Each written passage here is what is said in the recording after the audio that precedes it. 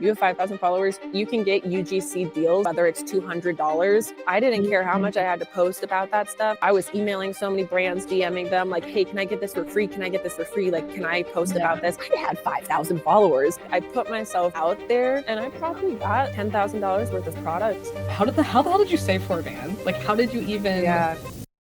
Hi guys, and welcome to Nomad Interviews with Ken. In this episode, I interview Isabella Jansen, also known as the Lone Soul on Instagram. She's a full-time van lifer who's been making insane content, and I've been following her for a while. Hopefully you've been following her. If you're not, click the links down below. Her content is awesome. But this interview is great for any of you guys who are looking to get into van life and have no idea how to get into it and have no idea how to make money on the road and all that kind of stuff. Because in this interview, we get into exactly how the hell Isabella got her van, how she got on the road, how she sustains herself, how she deals with fear and safety and all the kinds of stuff that comes with being a solo female on the road, dealing with trolls and negativity online and continuing to push through that, and all sorts of things. And one of the biggest things we talk about is how the hell she got all those brand deals. And she talks about exactly what she would have done if she started everything over from the beginning, no money, no audience on Instagram, and how she would get herself to where she is today. So this interview is packed with so much good information, and I hope you guys get just as much out of it as I did. And without any further ado, let's go ahead and get into it. Why did you get into van life? Why did I get into van life? Well, It's kind of a funny story. When I was 3, my parents bought an RV because they really enjoyed minimalist lifestyle. They wanted something that would allow them to travel. And so they're like, all right, we're going to do this for a year. I was a toddler, they were crazy, apparently, moving into an RV with a little toddler. Did that when I was 3, and then they just never stopped, really. We had like homes here and there when I was a kid, but so much of my childhood was spent living in RVs, living on the road. We were constantly traveling, bumping around. It was like meeting van lifers, meeting people in RVs, schoolies, like all of the nomadic life I was around my entire childhood. And when I was 13, 14, slowly began to despise the lifestyle because I have 2 younger sisters. I'm the oldest of 3. And I was like, man, I hate van life. I hate living on the road. I don't want to be in an RV. Being nomadic sucks. I'm going to go to college. I'm going to get a job. I was actually going to get a job in fashion, fashion journalism, like crazy weird. That went on for like 4 years. And then when I was 18, I was in a relationship, and the guy that I was with was very, very passionate about van life. And obviously with my background, I was like, sucked back into it. I know. I was like, oh yeah, like that actually sounds so intriguing now. And I was slowly getting more into like, I don't know, the van life culture again after being out of it for so long. And at this point, my parents had been living in houses for the last 4 or 5 years. I was very separated from it. And that relationship inevitably ended, but my passion for van life did not. And so after that, we broke up, and 4 months later I had a van. And I was like, okay, we're doing this. It was a very spur of the moment decision. I had found a van that was relatively cheap for what it is. I have a 2018 Mercedes Sprinter. And I found it in Arizona. It's an old Amazon cargo van. I found this van in Arizona. I think it was like $25,000. And me being crazy, it was like, I can totally do that. I can find a way to make money. I can convert that. I can do it. And so 1 week later, after finding this van, I flew to Arizona, drove it back with my dad, and started van life. And that's kind of how it went. Wow, that is so cool. That kind of like goes into another question I had, where like a lot of people will ask, how the hell did you save for a van? Like, how did you even go about doing that? How did you pick it? Like, was there a process for you? There was a process. I'm a very, okay, this is so hard. So I decided I was going to start saving for my van right after I broke up with my ex. And I had a very detailed 2-year plan. I was going to save. I was going to continue working. I had a marketing job with a chiropractor in town. I was going to get another job. I was going to save up a down payment of like $20,000. I was going to have it all lined out. I was going to do it the responsible way. But then I like moved out of my apartment. I moved home and I was surrounded by my family, which I love them to death. But I had told my dad that I wanted to do van life, and he is such a like go get it guy. And he starts looking at vans, and he's looking and showing me these vans, and I'm like, oh my goodness, I cannot wait. And I was kind of waiting for the right one to come along. I had a couple. There was like a Sprinter T1N that I was looking at. There was a Ford Transit I was looking at. I was kind of weighing all the pros and cons because I love weighing pros and cons. I'm a list girly through and through. I made tons of lists, all of the things. I landed on a Sprinter just for like, I don't know, personal reasons, last the longest. I liked the dimensions that they had, the wheelbase, like resale value.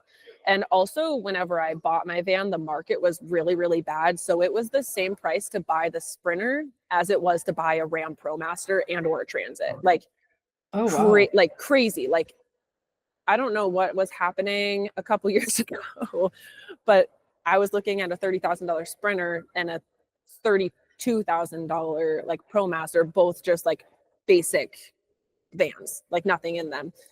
And so I was like, okay, between a ProMaster or a Sprinter, I'm probably going to go with the Sprinter. And we were looking at vans, my dad and I, he was getting me into it. And I found this rig in Arizona, and I was like, oh my goodness, it's perfect. I had seen this van a couple other places. It's a very classic blue Amazon van. I had seen a couple people. It's my favorite kind of Sprinter. They're just like, you see them out in the wild and you're like, oh my god, I know, they're so pretty. I had seen a couple other influencers who had that van, and I was in love with it. It felt perfect to me. And so at that point, I had about $10,000 in my savings. And that alone, I decided I was going to use the $10,000 in cash to start my build. And I was going to take out a loan for the entirety of I think it was 27,000 after Arizona state taxes and all of that. And I got really, really lucky. I will say there is some privilege in how I bought my van because my parents were very, very supportive of my lifestyle and were like, of course, we'll co-sign with you. I asked them, I was like, will you guys co-sign with this van? You know me, I'm going to pay it down. I'm not going to be going into debt whenever I know I couldn't make any more money. I knew I was going to have the money at some point. Yeah, that's awesome. And so I got really, really lucky with my parents. They co-signed it. That's how I got the loan for it. And I had no down payment. So I took the entirety out in a loan. And then I used what I had in my savings to start the van build process. And that's kind of how I bought my van. I very much had the mentality of I'm going to make more money. I was working as a social media manager at a chiropractor at the time. I was working as a waitress. And then for a little bit, I was working as a barista. So I had 2 or 3 jobs at some point, constantly making money and also starting a freelance business and trying to I was getting more clients and I was networking and I was also starting content creation and being really savvy with getting free stuff for my van. I didn't care how much I had to post about that stuff. I was emailing so many brands, DMing them hey, can I get this for free? Can I get this for free? Can I post about this? I had 5,000 followers. I had no idea what I was doing, but it was I put myself out there and I probably got $10,000 worth of product. Dude, okay, I gotta ask you about that. Yeah, because that's kind of one of my questions down the line about how do you get these insane brand deals? Something I'm personally really curious about as someone who has 25,000 followers now and who hasn't really done brand deals yet. So you already said you reach out to the brands yourself. Started doing that at 5K followers. So for people who are doing content creation who already have a van, who want to either start doing brand deals to help them build it out or brand deals that are paid to help them sustain their lifestyle, would you recommend going down the route of like finding a manager or like I don't know what you call them necessarily, but like people that help with that? Mm-hmm. Yeah. Or would you recommend like just kind of going I'm just going to reach out to all these brands and see what Yeah, happens, or like a combination? of course. Whenever I had 5,000 followers, 6,000, whatever, I was teeny tiny. I reached out to this agency and I was like, hey, I am a super small creator right now, but I'm going to make it big. I'm going to have like, Yeah. I don't even know what I told them, but pretty much in our first call, I was like, I know you shouldn't sign me, which is why I'm like reaching out just to get a feel for things. Yeah. But I know who I am and I know what I'm about to create with my social media. And I want you guys to be my agency. They took me up on the offer. And so at 5,000 followers, I was signed to an agency. So I never really had that like reach out to brands mentality on my own. I immediately had an agency. There are pros and cons to this. When I had 5,000 followers, this agency wasn't really paying attention to me, which sucked. I do think like you have 5,000 followers, you can get UGC deals. You can be starting with small stuff, whether it's $200 for a video, like you're still building your portfolio and working towards something bigger. And I will say one thing with the agency is they really didn't pay attention to me until I started to blow up. After I started to blow up, that's when they started getting me deals. Um, Interesting. Another thing on those lines is I think it is super valuable to know the ins and outs of any business you're going to run. Content creation is a business at the end of the day. And if you don't know how that works, the moment that your support system disappears, is you're kind of screwed. And that's kind of not what happened to me, but I recently switched agencies because current agent, like past agency I was with, the first one I signed with, I did not feel a giant connection. I felt as I like got bigger, there wasn't as much like, I hate to say they weren't paying attention to me, but it just felt like no matter what I did, they weren't actually trying their hardest. Like there were multiple Yeah. months I would Yeah. go without brand deals. There were multiple months I would go without seeing anything from them. And I was like, what are you guys doing? So that is like, can be a con. And so after that, I was going through the process of switching agencies, trying to figure out if I was doing it on my own and trying to figure out how to do it on my own. I was like, oh, shoot, I do not know what I'm doing.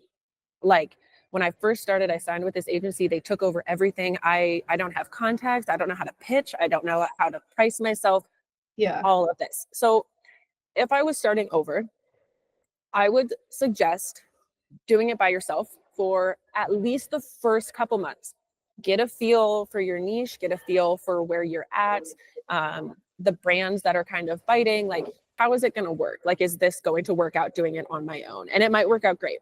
To do that, I mean, you just DM brands. That's the main way that I get Or brand just right on contacts. IG, just DM them, and I keep it super simple. I say, hey, do you have a brand contact I can email about a potential partnership? Thank you so much. Typically, the people running their social media are not going to be the people you're talking to get partnerships. They have whole different divisions. So I just ask for an email and then I get that contact. And then that's where you pitch your rates, your media kit, who you are, what you're about. And you have like your whole paragraph of what you're doing. You don't want that on Instagram because these people don't like, they're not going to read it all. Like you got to get straight to the point. And so I learned that all kind of later. And now what I'm doing in this moment is I have a new agency that I'm working with, adore them. I just started like a couple months ago, so I can't like vouch too much if they're like good or not. I'm still kind of waiting to see. But on top of that, I am also personally going to brands. I am like emailing them, I'm getting emails, and then I'm sending them a short email telling them who I am and looping in my agent. So like there's still work that I am doing, but these brands are getting a more personal connection to me rather than just an agent reaching out. And then I also like have a personal relationship with these brands so that if for some reason my agency and I don't work out, I still have all of those connections.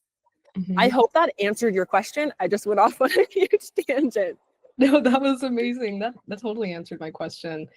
Yeah, because I'm definitely gonna try and do more of that. Like I told myself 2025 was the year of monetization, and Yes. figuring out how to do this before I kind of Hmm. like fling myself into Hmm. van life full time when I graduate. Oh, hey, it's Ken from the future. I just wanted to say, if you want to get out and car camp or take your van or whatever you have and go explore beautiful places around the country like I've done or like Isabella's done, you might want to listen to this. I've created a free document that explains everything you need to know about how to make your car stealthy, how to find places to park, how to budget, where to go if you're looking for lovely views around the country, how to find other people like you. This will really help you take the next steps. Like it's one thing to listen to videos like this and listen to people talk about it, and it's another thing to like get the actual concrete steps about exactly what you need to do to take the rig that you have and get it out there car camping and meeting people like you. So if you want to grab that resource, the link is in the description below, and I hope you guys get some good value out of it. With that said, let's go ahead and get back to the video. So yeah, that was great. So with that said, are brand deals like your main source of income now? Yeah. Brand deals are main source of income. I actually left. I had like social media management gigs throughout the entirety of last year. And then in December, cut that all off and am now only doing content creation, like solely, which is really scary. But Yeah. also, like, I am a firm believer that if you're going to do something, you have to jump off the deep end and just do it. And 100%. I want to like focus all of my energy on this singular thing and not be like scatterbrained. That is another thing. Going back to the agency question, I will say one thing with an agency is your time that you get back is like invaluable.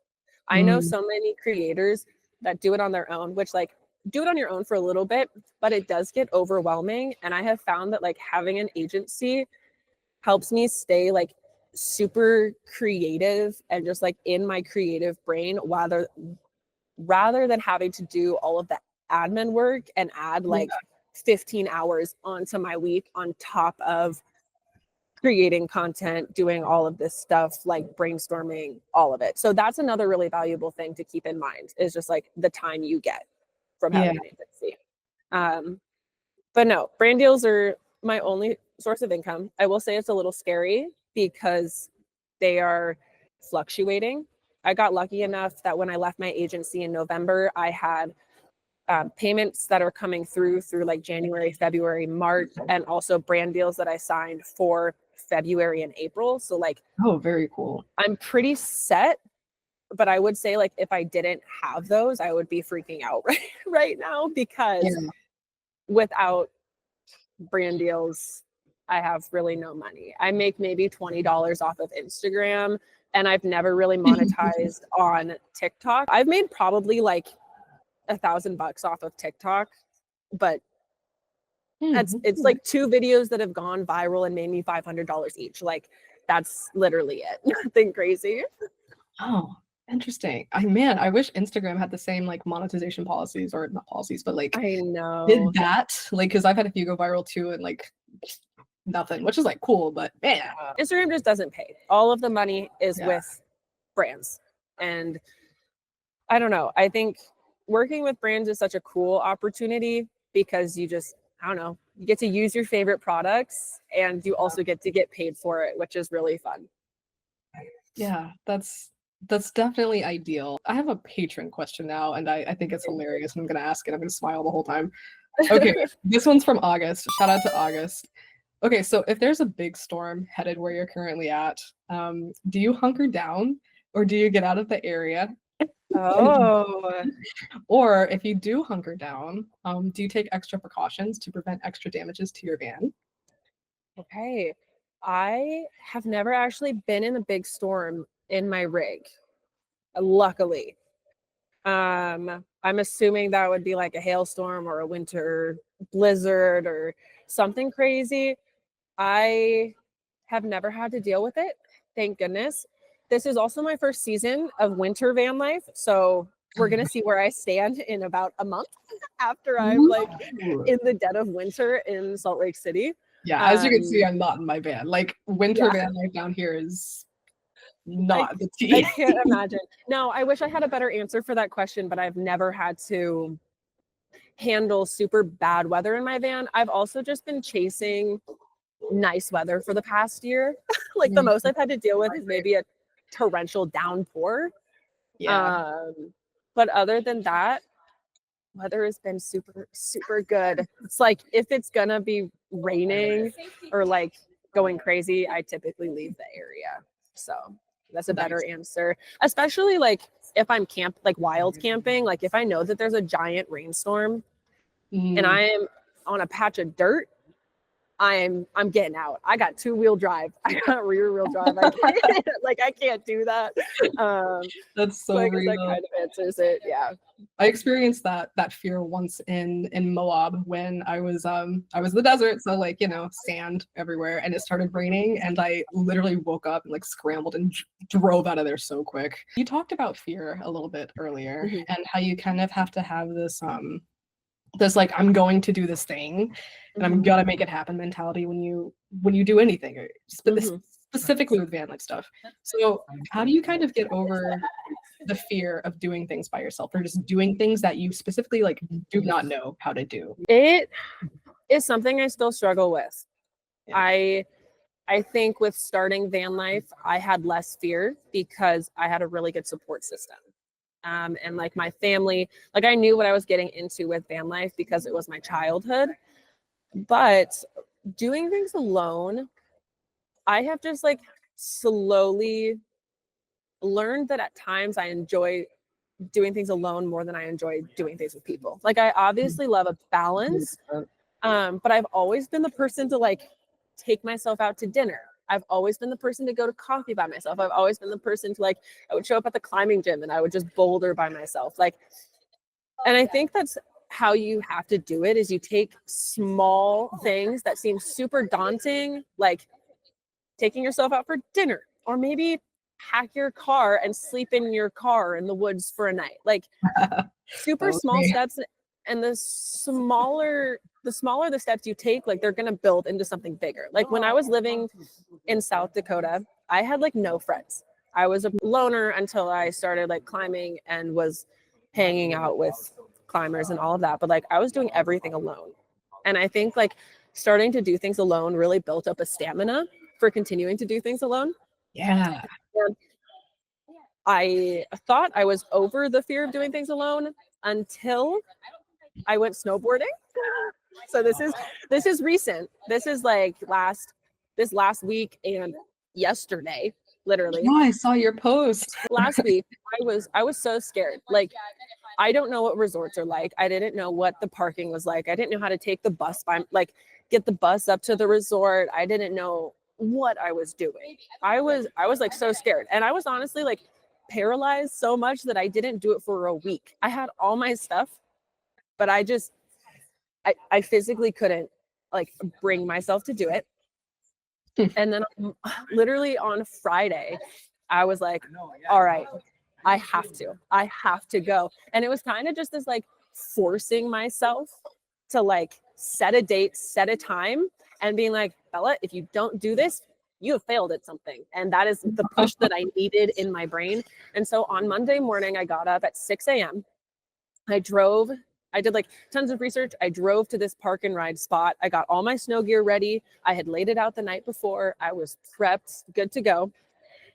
I walk over to the bus and there's these like two guys. And one thing I have done, hold on. One thing I think is really valuable is learning how to ask questions when you're alone as well. I walked in there. I was unsure. I was like, hey, is this the bus to Solitude? And they're like, yeah. I was like, cool. All right, step one, done. I know that I am at least getting there. And then it was just a continuation of like figuring out how to do it, asking questions like, is this where the rental place is? Following signs, being like, all right, that's where the lift is. And just like pushing yourself a little bit. It's also so much about getting out of your comfort zone. But I got there and I was like, oh my goodness, this is so much easier than I thought it was going to be. Like, why was I so afraid? I Yeah. go up this lift. I have no idea what I'm doing. I'm alone. And I just push myself to try. Like I go down a green slope or whatever, snowboarding, and I fall, I cry. I get down to the bottom. I'm sitting there in tears. I'm like, this Oh sucks. gosh. And then I go back. And I Yeah. go back up the mountain and I try again. I fall. I get down. I try again. And it's this like, if you don't try, like, you're never going to see the progress that you want to see. Like, if you don't actually work, like, work towards something to save money, you're never going to buy a van. If you never get over your fear of being alone, you're never going to go out solo. Like, you 1,000%. have to get over these, like, the fears that we hold internally, even when it is scary. And like I said, like, super small things. I've been doing stuff alone for many, many years. So like taking myself snowboarding was scary, but it very doable because I have been doing stuff alone for so long. But I do think like the fear is always going to be there, but it's like what you do with that fear and what you turn it into. Like, is it going to be fear? Is it going to be motivation? While we're on the topic of fear, Mhm. so one thing that is, unavoidable when you get into content creation is especially van life content creation oh, you're just a trust fund kid comments or just like haters in general. How do you deal with just like trolls as they come on your content? It's an interesting topic to talk about because like Yeah. I think first at the root of content creation there is the feeling of being embarrassed. Yeah. Like, being embarrassed is a human emotion, and when you're putting your creativity, when you're putting your passion out online, like, there is that initial embarrassment of what are people going to think of me. Sure. And I quickly had to get over that embarrassment because I was in a small town building my van.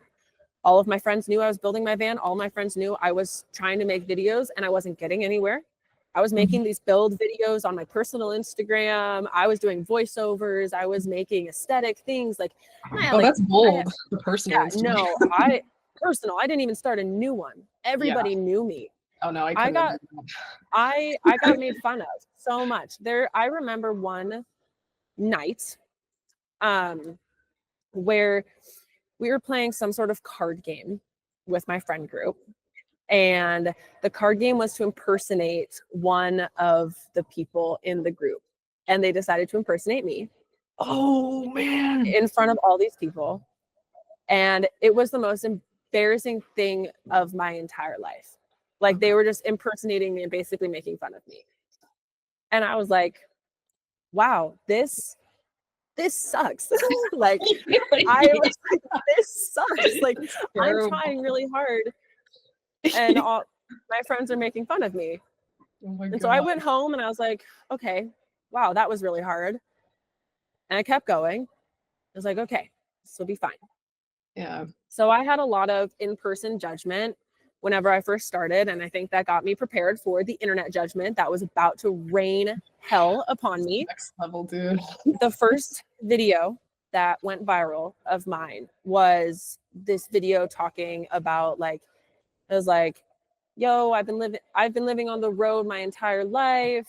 I bought a van. I never went to college. I'm just living this life. I'm blah, blah, blah, blah, blah. Follow me for my journey or whatever. And that video, I think it got almost 2 million views, had thousands and thousands and thousands of comments just hating on me. Like, you're a trust fund. You didn't work for anything. Like, what are you doing with your life? This is a mistake. Like, all of these just like brutally hurtful things that I was honestly almost turned off the comments. I was like, you know what? Haters gonna hate, but it's all engagement. And that was the mentality that I created. Like, Literally, do that they first, know that it just boosts you further? I know. I'm like, do they know that they are actually making me go more viral? Yeah. Like, I don't know if they do. no, it was so funny. Anyways, that video goes viral and I keep making videos and I figured out what hit, and what hit was money. Talking about money was one of my biggest things that propelled my account, because I've always been super transparent about it. I've always been transparent about how much I spend, transparent about how much I make, like all of these things. And people dig into you. Like I started doing monthly like budget breakdown videos. I started doing just like, I was talking about controversial things, and whenever it comes to controversial topics, people are going to get really, really mean, because that's a reflection of an insecurity that they have personally. Yeah. And ooh, yes. Over time, I will say, like, you learn to you just don't even pay attention to it anymore. Like, there will be a couple comments, there will be a couple things that people say where I'm like, oof, that like kind of hit an insecurity of mine. But at the end of the day, I'm like, these people are all struggling in their own way. And the only way that they know how to get that frustration out of like their body, because they don't have any other coping mechanisms, is hating on another person. This goes with bullying. This goes with anything. Like, hate comments on the internet is just like bullying in school, pretty much. Like, it's just a reflection of insecurities that they have, frustration that they have with themselves, and the inability to get themselves out of the box that their like mind is in, and like their current thought processes. And so I think it's really hard in the beginning, and it really, really sucks. I would recommend not reading the hate comments, and then just thinking about it as they're boosting my engagement. Like, and they are. They're boosting my engagement. They're making this video go viral. I'm gaining followers because of these hate comments. Like, you have to turn it into something positive, or else it's going to eat away at you. And I've been lucky enough to like not have hate comments on anything super personal that I shared. Like, I think if I was going to get hate comments on something that was like super personal, like deep, that I shared, I think it would affect me more. But I'm talking about how much money I make. I'm talking about how much I spend, and I'm talking about how to start living the way that I live. And at the end of the day, like, I'm living my life, and their opinions are their opinions, and I cannot, like, they can't affect me in any way, because they're not personal to me. So. Right. So like, in other words, like, when people are being mean online, it's very much so about them and not at all about you. No. Any comment I get, I immediately look at it and I'm like, that is a reflection of something going on in your life. I don't know what. I'm going to give you grace, because I believe in just like the power of forgiveness, and I wish them well. I'm like, you could be a bot. You can be a bot. And I'm going to be like, I am so sorry you think that way. I am so sorry that you have this mindset. And I really, really hope that like you change your life. Like, I really hope that all of the people who hate about me or like hate on me, like, figure out a way to become an entrepreneur and make more money for themselves, or get them out of it, like get out of a crappy situation. Like, I don't know, just wishing the best on them, even if it's like hurtful for you, because it is a them problem at the end of the day. Wow. That's some A1 emotional intelligence. That's that's really cool, because it's so easy to just like see certain comments and be like, oh my god, am I doing something wrong? Is there something wrong with me? Like, maybe I just shouldn't even make content anymore. Which like steers so many people away from it. It's just like, well, if I post this, and if I'm cringe, which like inevitably I found like you're gonna be cringe, which like personally I think like being cringe and accepting it kind of sets you free. 100%. And I'm still like, I don't think you're like ever free from cringe, but you can learn how to manage it. Like, I have learned how to manage the cringe. Like, I don't even know. Filming in public for me is still a big one. Like, just like, that one's break out the hives. Scary. Filming in public, like the second I bring out my tripod, I'm just like, I deserve to be executed in front of everybody right now. This is so bad. No, one of my like insecurities of mine is like, I have a Sprinter van. I am a white cis female woman doing Oh van my God, life. are you? And I pull out this tripod and I'm like, everybody is looking at me and just being like, oh, she's one of those people. Like she's one of those girls. And that's an insecurity I've had to get over. I also have insecurity like being in the climbing community. Like I'm a big rock climber. Rock climbing is basically my entire life at this point. But something within rock climbing is like dirt bagging and being poor and like not having a lot and all of these like you're dirty, you're grimy, you live in a beat down van, you live in a car, like all these things, which I think there is culture, like there is a culture around it. That's how some of the most iconic climbers like started. But like an insecurity of mine is being a climber and living in a nice van. I'm like, how am I supposed to like do this and represent this community in this way if I don't even feel like I fit in here? So it's just like there's so many insecurities that we could dig into, but like those are a couple. And so also like with filming, it's like, oh, she's an influencer or whatever. Climbers look at me and I'm like, no, I promise you, I climb. Like, I'm going on trips, I'm going out, like I'm doing stuff.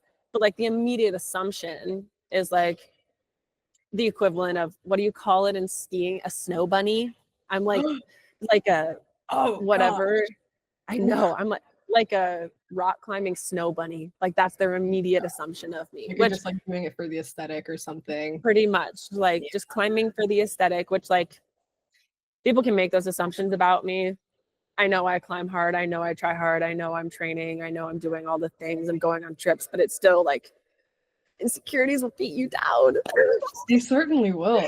It's cool to hear you talk about the insecurities that you experience being like a white cis woman, and just like in a nice van, because a lot of people, especially like people like me, because like I'm Black and I'm queer, and I have a very old van. It's a 2002 GMC Savannah with 246. Oh yeah,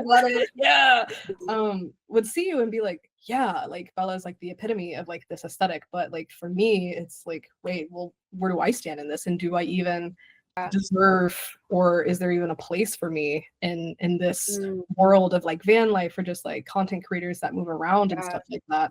And something that I've experienced and people that follow me have experienced is like, well, damn, like there aren't a whole lot of people like us in this space, which is kind of why I got into creating content in the first place. I wanted to make the content that I would have wanted to see, like a younger version of Kim would have wanted to see.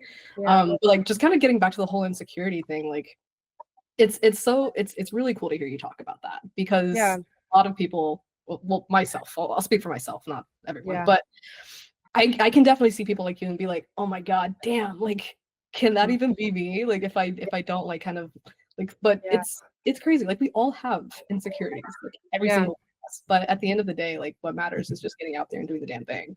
Yeah, no, that's so real. And I think like it's so interesting because I am a firm believer that like everybody has their place within the social media world, within the van life world. And it's like everybody's story is so unique. Whenever people tell me, they're like, oh, I can't be a content creator, there's so many van lifers, or there's so many like people in my niche. I'm like, no, there are not that many. They're like, there's no other you. Like there's no other person with your story. There's no other person who can say that they did what you did. And I look at myself and I go, all right, I am physically in the outside appearance like all of these 50 other van life influencers, but have any of them traveled since they were 3 years old? Do any of them have the story that I have? Do any of them like how like did they have the capacity to do what I did at the point in my life that I did it? Like I bought my van at 19. A lot of people that I know bought their van at 25, 27. Everybody has a story. You have a story, like a story that you are putting out in social media. And it's just like, I get so frustrated when people say that there's no room, but there is always room for more people, because people are going to resonate with the story that resonates with them most. Like I have the insecurity, another one, of like, man, I could have started smaller. I could have bought a cheap van. I could have had this like come up story. Like I could have started this way and I could have built it up. Instead, I did kind of the unrealistic thing, and I bought a $27,000 van and then put $25,000 into it because that's what I wanted to do. But it's like, that's my story. Like, I knew I wanted to do van life for 5 years, so I bought a nice van. I invested in it. Like, I've been doing it my entire childhood. I can understand why someone who has never done van life should probably move into their car first and then test it out, see if they like it, and then maybe buy a cheaper van and then upgrade to something big. But it's like, my story wasn't that. Like, I knew I wanted to do this. Like, this was written in my cards for so many years. Whereas there are other people who it hasn't been that way. And so they're going to relate more to, I want to take Kyle. I love Kyle. He's amazing. But like, Kyle. He's lived in his car, but it's like, people are going to resonate with him more than they resonate with me. And that's okay, because there's an audience for everybody. Yeah. So yeah, to kind of go like right back to what you were saying with like starting out with the car first, like Kyle, and starting with a smaller rig. What advice would you give to someone who wants to do van life and also wants to be a creator, but who is maybe like, I don't know, 17 and in high school or is in college and has like no money and is like, okay, well, I see the Lone Soul doing this, or I see Kyle Goes Off doing this, and I see this whole Marvel universe of people doing this and hanging out and running around on like bluffs, and I want to do that. Like, what's your advice for people, young people specifically with like no money, who live in maybe not a car, maybe a car, who want to do van life and be a creator? Yeah, I would say focus on the story that you have. Focus on where you're at in the moment. If you want to be a creator, think about where you are and where you want to go and the story you can take your followers on. So like, if you are in high school saving for a van that you're going to buy or a car that you're going to convert whenever you're 18 or when you have enough money, start an Instagram account, start making content, make a series, make day in the life videos, like day one of saving up for a car to travel around the United States. Start that series, or whatever videos you want, like whatever feels right to you to kind of get you started. Like, you don't have to have it, but the goal is to make your followers feel connected with you. So you're going to have that series. You're going to start. You're going to keep with it. Consistency is key. You have to have consistency. So whatever you create, just make sure you're posting, you're keeping up with it. This could be like random aesthetic things. This could be random like informational things. This could be stories. This could be day in the lives. This could be anything that you want to do. Just like make videos on it, and then take your viewers through that story. Get the car, like save up for that car and buy the car. You don't have to start your Instagram or whatever once you have the car that you're going to travel in. No. You're going to have a so much more connected audience if you have brought them along that entire way. Like, imagine you start posting and you're able to gain like 10,000 followers, and now you move into your car and you have those 10,000 followers. You're going to make more content and your support system is going to be insane. So true. Yeah. Now you have your car, you're building it out. You do a build out series. You do a how much I'm spending on this, how to build your car out cheap, my first night in the van, my fears going out alone in my car for the first time, what I'm doing, like all these small things. You find a way to make a video about it. Like, I don't care how like minuscule it seems, find a way to make it interesting. Find a way to like bring these people through your journey and make them connected to you. This is also going to be very, very valuable if they want to eventually get brand deals. Brands are going to be so much more focused on the people that have an intentional, engaged audience with like a really good engagement rate, really good like connection, rather than the creator that maybe has 300,000 followers, but they get 500 likes and 2 comments. Like, brands are not going to pay you for that. So building an audience where you feel where they feel connected to you is the biggest thing I can recommend, and making sure that they feel connected. And as you're getting into it, just like keep taking things step by step.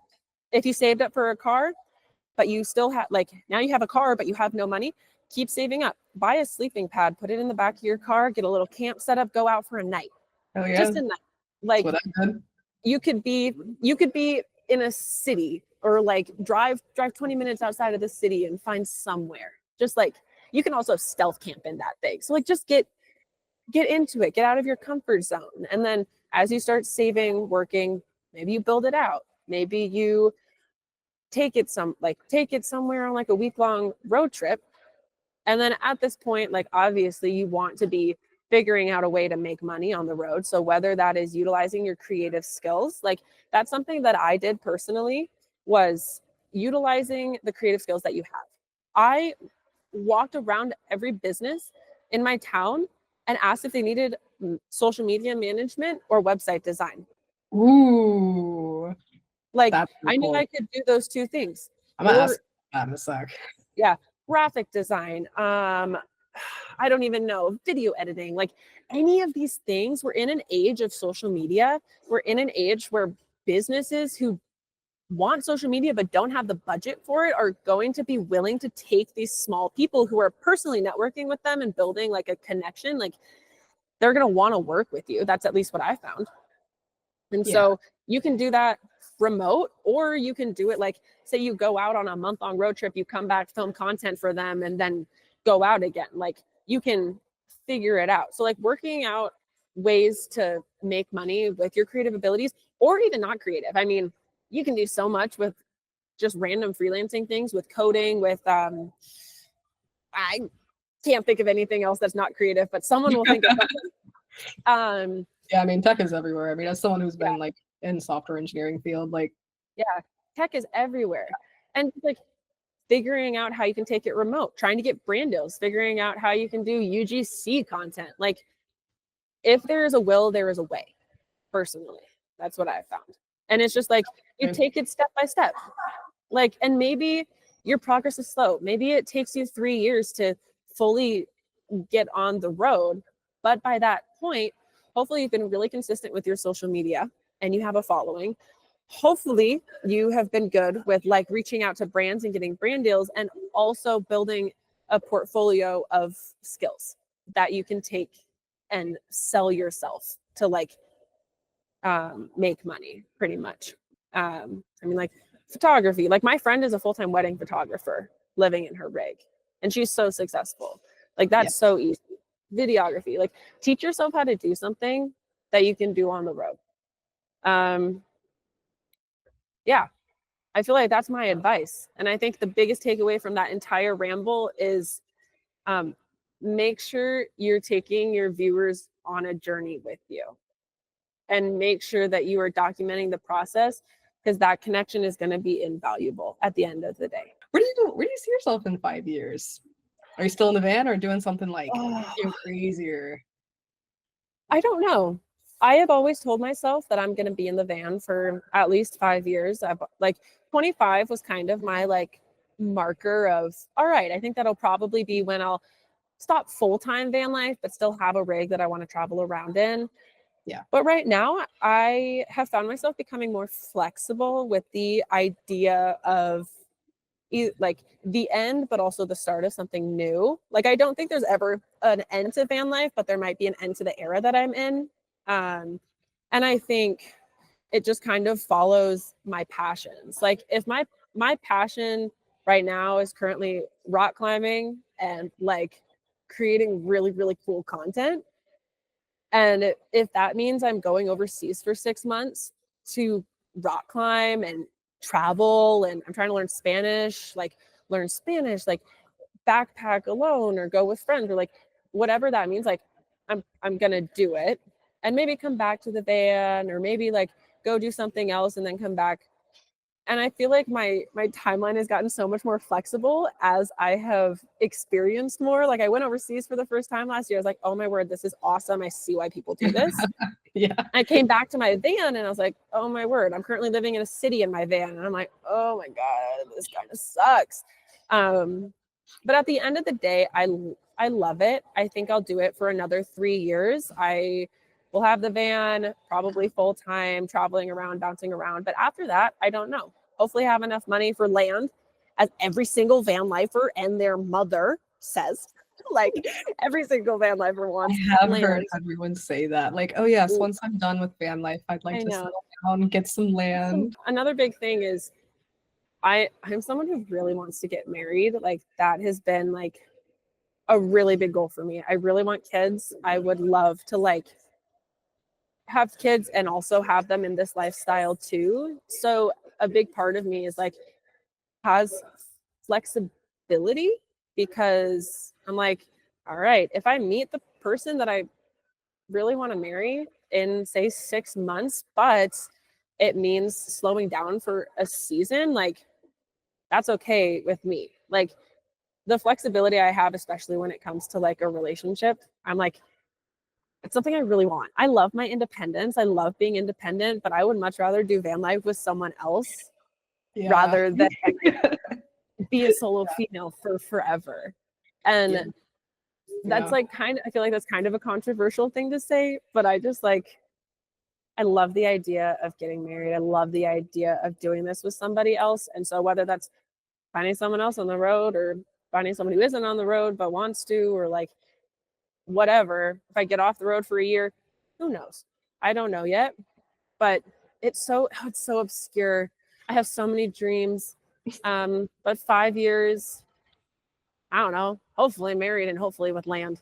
Period. 5 to 7. I'm like, That sounds awesome. but I don't know. It's so obscure, and I'm really open to anything happening as long as I find my husband. All right, anything can happen. Anything except for the other things that I don't want to happen. But no, I think life is so beautiful, and I think it is so fun to dream up things. Um, but I also think it is like so fun to be a little flowy with it. I used to be such a planner. I had like my 10 years planned out. How Ooh. good is that going, Oh my 15-year-old God. Bella? You thought I you were barely going to even have be, the next year planned out. I know. No, All I know is 15 is graduate with crazy. honors, get in van, travel, sustain Yes. myself, make money, don't die. Yeah. Facts. That's kind No, of literally me. Like I have no idea what I'm doing this next year.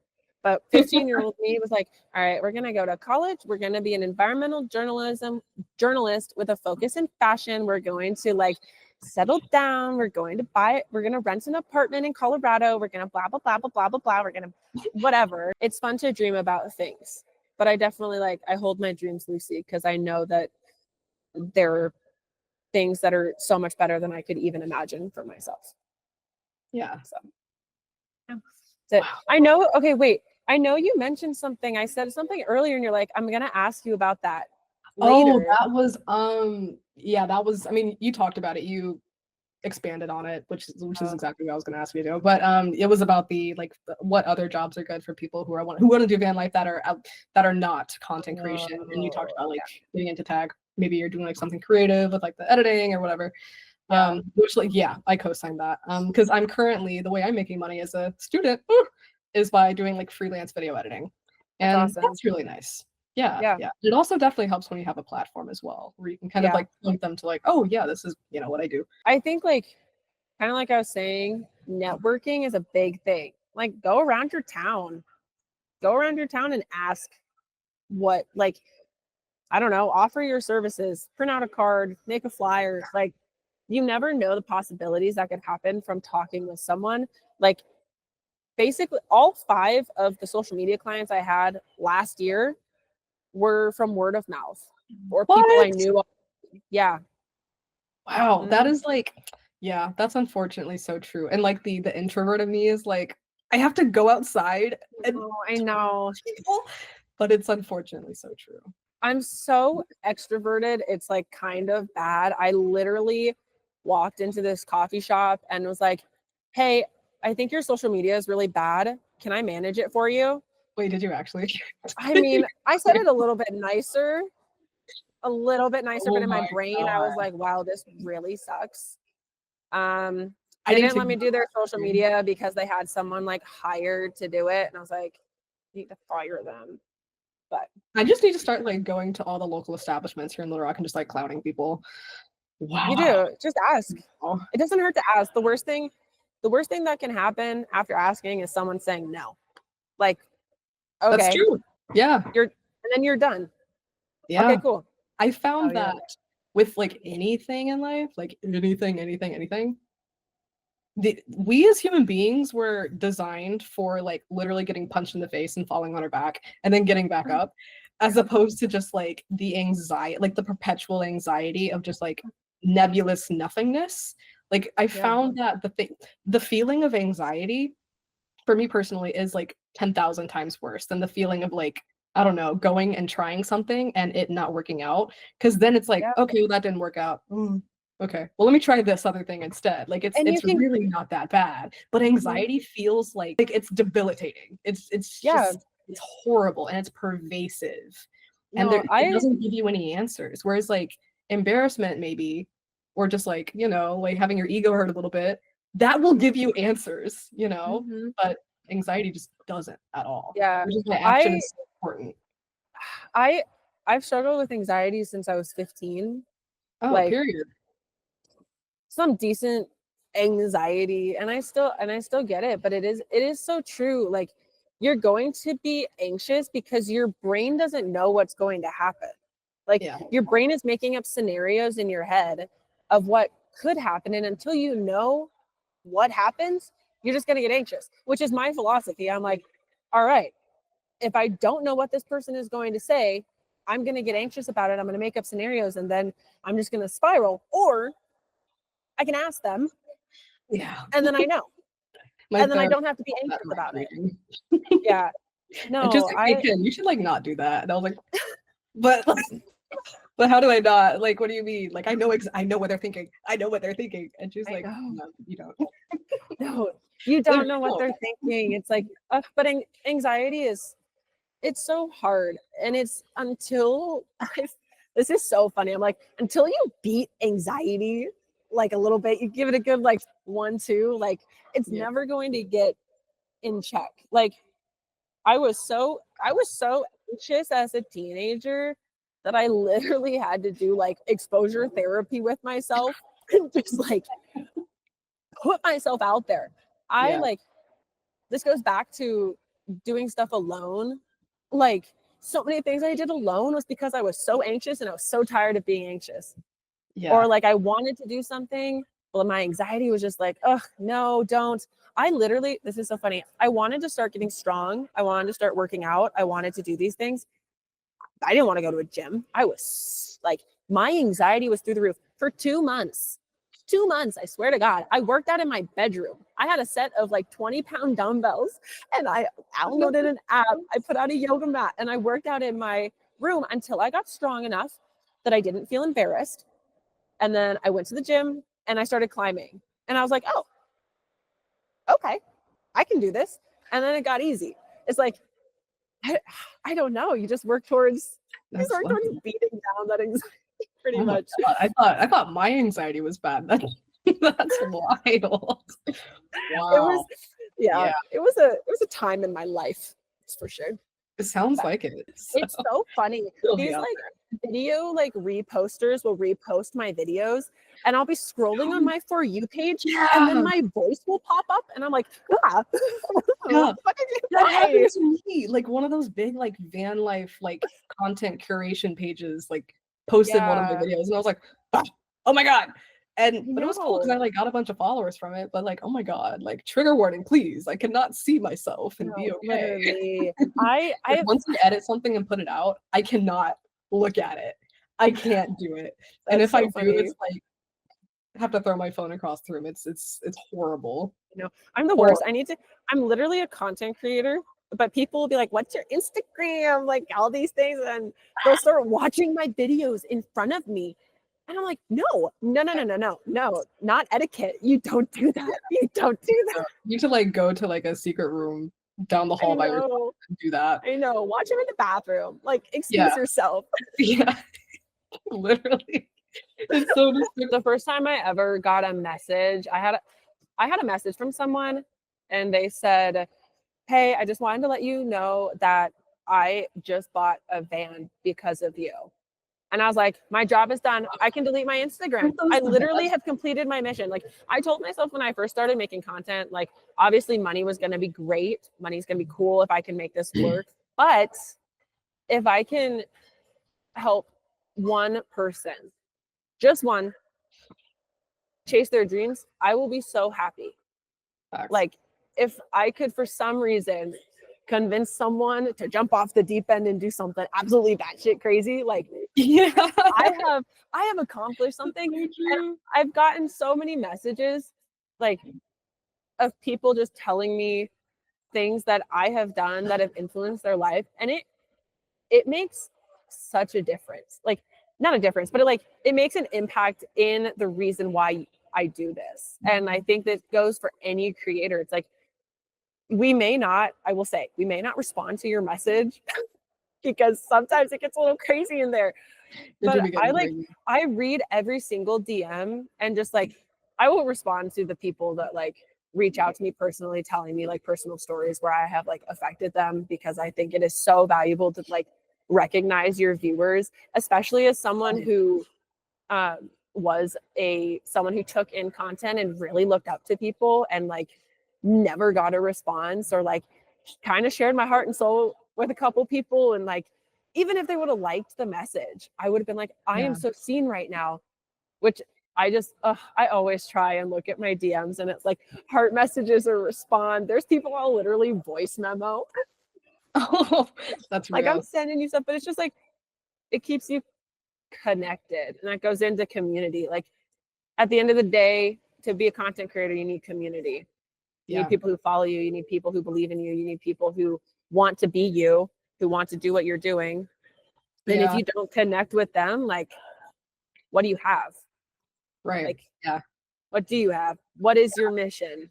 And I think the best way to do that is through storytelling, or at least like, from what I've seen like, people do, is just like being authentic, telling your story. You bring people into your life in a way, and you tell your story, and it's going to resonate with people. You don't have to do anything more. Like, creativity is awesome.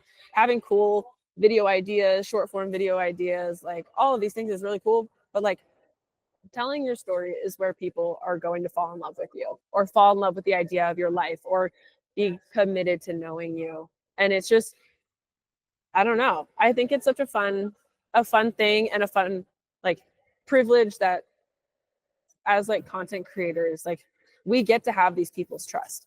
Like people follow us. Like, I don't know. I go back and forth because I definitely had a moment in my content creation career where I got a little cocky. I was a little like, oh my God, this is so cool. This is so fun. Like I'm doing all these things. And I had to take a step back and be like, Bella, who are you, and what's the reason why you started? And like, you wouldn't be anywhere without these people.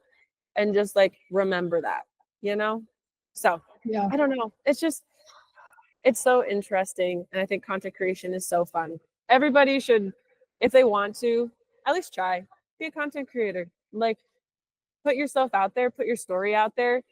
And I am a firm believer that if you impact one person, then you're doing something right. Like just one person. You don't have to impact millions. You can change someone's life with your story. And that's like invaluable. Hi friends, I hope you enjoyed that video as much as I enjoyed making it, and shout out to the Lone Soul for letting me pick her brain. If there's anyone you'd like to see me interview in the future, make sure to leave a comment down below, because I want to do more interviews like this and up the ante and up the interview quality. If you have questions you'd like to see asked, let me know down below. I want to get all your questions answered. And if you like this video, or if you got some good value out of it, please feel free to give it a like. That super helps me out. And feel free to subscribe if you'd like to see more stuff like this. Thanks for watching as always, and I'll see you in the next video.